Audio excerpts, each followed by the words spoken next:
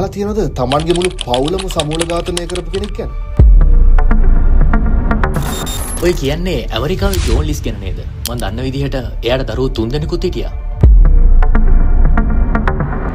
ඔව් 1971 දී මේ විදිහට ජෝන් ලිට්ස් අතින් ඔහුගේ බිරිඳ, ඒ වගේම වයස අවුරුදු 13ක් 15ක් 16ක් වයසවල ඔහුගේ දරුවන් තිදෙනා, ඒ වගේම ඔහුගේ මවත් ඔහු අතින් ඝාතනයට ලක් වෙනවා.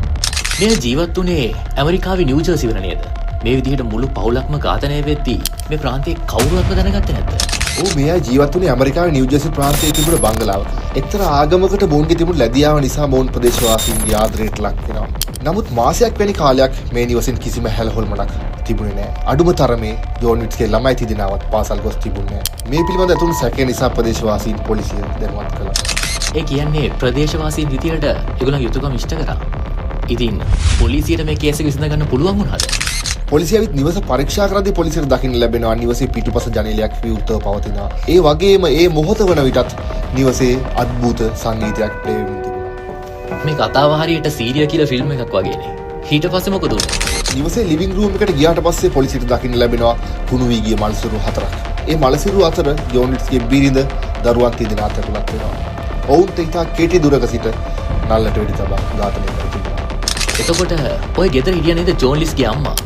එයාව ඝාතනය වෙන්නේ මෙතනදි නෙවෙයිද? ඒ බොඩි එක තියෙනෙත් මේ ගෙදරම තමයි. ගෙදර උඩුමහල පරීක්ෂා කරපු පොලිස් නිලධාරීන්ට කාමරයක ඇඳක් මත තිබිලා ජෝන් ලිට්ස්ගේ මවගේ සිරුරත් හමු වෙනවා. එතකොට ජෝන් ලිස්ට මොකද උනේ? ඔහුත් මේ ගෙදර මැරිලා ඉන්නවද? නැත්නම් ඔහුද මේ ඝාතනය සිද්ධ කළේ?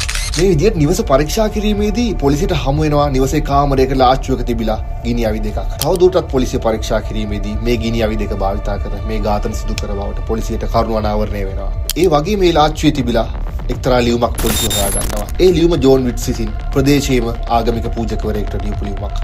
ඒ ලියුමේ තියෙනවා ජෝන් විට්ස් විසින් මේ සියලුම ඝාතන සිදු කළ බවට. මේ වගේ සාහසික සමූල ඝාතනයක් කරන්න ජෝන් ලිස්ට තිබ්බ හේතුව මොකද්ද? මේ වගේ සාහසික මිනීමරුවක් කරන්න මොහු හේතු විදිහට සඳහන් කරලා තිබුණේ මොහුගේ රැකියාව අහිමි වීමත් එක්ක මොහුට ඇති වුණ මූල්‍යමය අපහසුතාව. ඒ වගේම ඔහුගේ වැඩිමහල් දියණිය සිනමාවට රංගනයට දැක්වූ කැමැත්ත.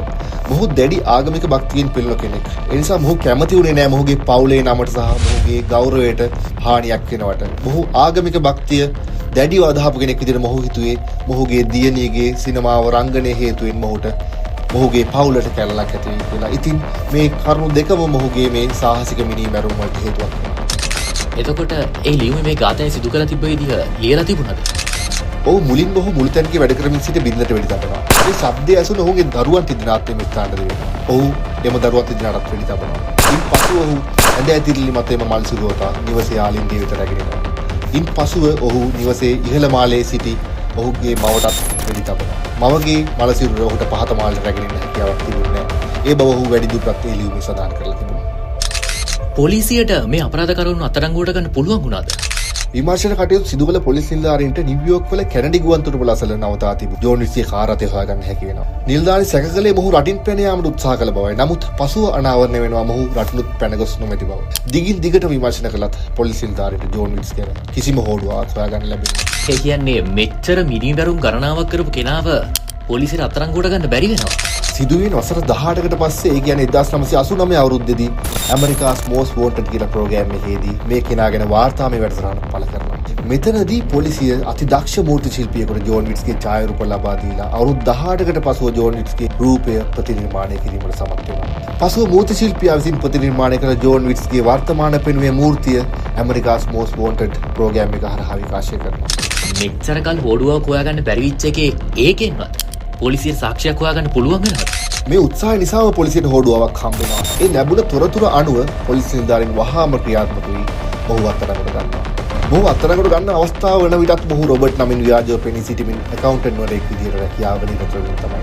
මොහුගෙන් පොලිසිය එම අවස්ථාවේ අහනවා ඔබද ජෝන් විට්ස් කියන්නේ කියලා. එක්වරම කලබලයටපත් වෙන ඔහු නැහැ මම රොබර්ට් යන උත්තර දෙනවා. එම අවස්ථාවේ නිලධාරීන් මොහු සැක පිට අත්අඩංගු ගැනීමක් සිදු කරනවා. පසුව දිගටම පොලිස් නිලධාරීන් කළ ප්‍රශ්න කිරීම හමුවේ ජෝන් විට්ස් තේරෙනවා ඔහුට තවත් පලා යාමට හැකියාවක් නොමැති බව. ඒ අනුව ඔහු සියල්ල පාපොච්චාරණය. මට මතක විදිහට අවසානයේදී ඔහුට ජීවිතාන්තය දක්වා සිරදඬුවම් ලැබුණා. ඔහු අධිකරණය විසින් ජෝන් විට්ස් ජීවිතාන්තය දක්වා සිරදඬුවම් 5ක් නියම කරනවා. කෙසේ වෙතත් 2008 මාර්තු 21 වෙනිදා සිරදඬුවම් ලැබුමින් සිටියදීම ජෝන් විට්ස් මිය යනවා. මතක තියාගන්න අපරාධකරුවෙක්ට කවදාවත්ම නීතියෙන් වගේම හෘද සාක්ෂියෙන් ගැලවීමක් ලැබෙන්නේ නැහැ. තමන් කරපු වැරදිවලට දඩුවම් හම්බෙනවමයි.